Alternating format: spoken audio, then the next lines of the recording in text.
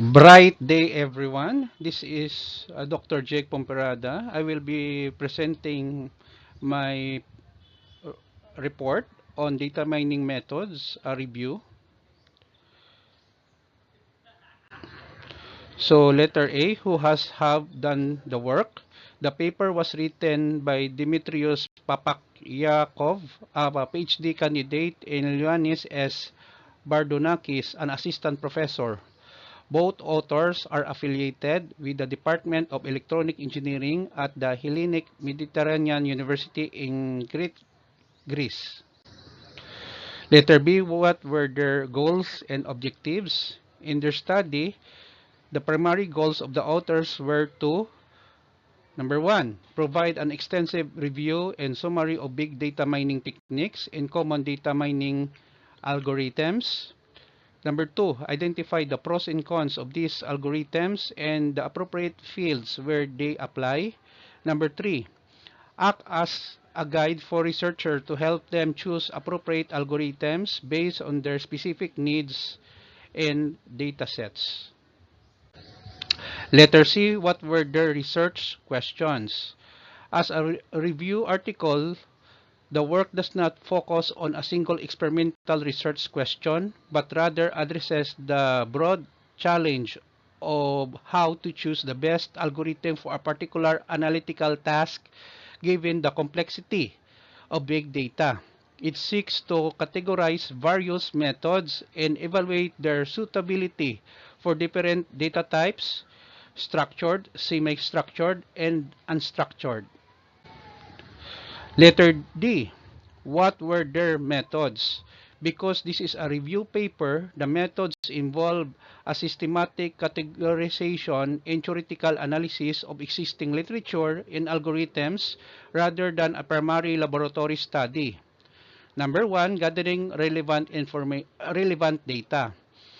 Data gathering setup. The authors gathered information by reviewing academic literature, evidenced by the inclusion of 38 references, ranging from foundational big data definitions to specific algorithmic studies.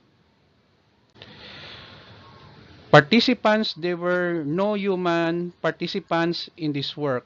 It is a synthesis of existing technical knowledge, tools, and techniques. They use a comparative analysis technique to evaluate different learning paradigms: supervised, unsupervised, and reinforcement learning.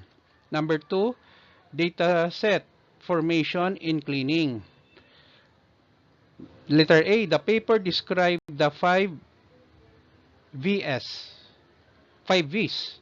of big data. First, volume. Second, velocity. Third, variety. Fourth, veracity. And fifth, value as the framework for understanding datasets. They discuss outliner detection as a critical data cleaning method used to ensure data quality and reliability before applying prediction or classification models. What were their methods? The authors has several steps, no, for their methods. Number one, data processing and model development. The authors analyze and categorize a wide array of models, including association rule, a priori, ECLAT, and FP-Groth. In classification, the authors utilizes logistic regression, naive Bayes, linear discriminant analysis, LDA, support vector machines, SVM, k-nearest neighbor, KNN, and decision trees. They also utilize the use of regression, linear, Ridge, lasso, and polynomial regression, clustering, partitioning, k-means, k-midgets, Clara, hierarchical, Cure, RAC, chameleon, density-based, DBScan, optics, model-based GMM, SOM, and grid-based Sting, wave cluster, and click.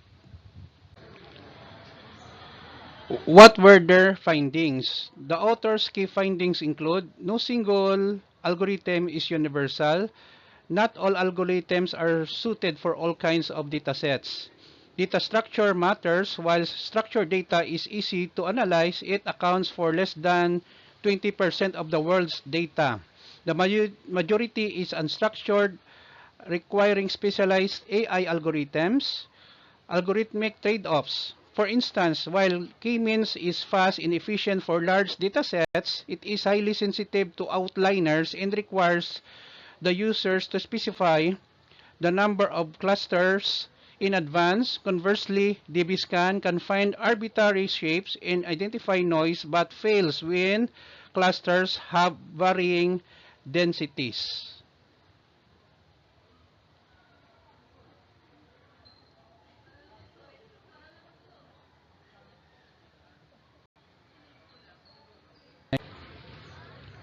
What were their findings? Learning paradigms. They determined that unsupervised learning is more challenging than supervised learning due to the absence of labels, but it is often preferable because unlabeled data is easier to obtain. Letter F. What were the gaps in their studies or findings? The authors identified several areas for future work to address current limitations. First, benchmarking performance. They plan to design and deploy a high-performance computer, HPC, based on Raspberry Pi 4 to benchmark the efficiency of different cluster architectures, Beowulf, Hadoop, and Spark. Number two, comparative parallel studies.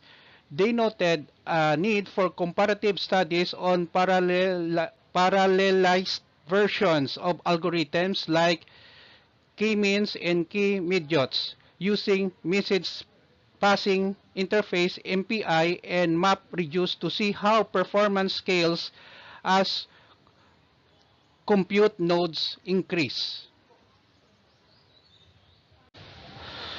Letter F, we continue. What were the gaps in their studies or findings? Spark Architecture Survey. They suggested further research into the parallel clustering algorithms, specifically based on the Spark architecture. So I have here my references on this review paper on different mining methods. So thank you very much for listening. Have a good day.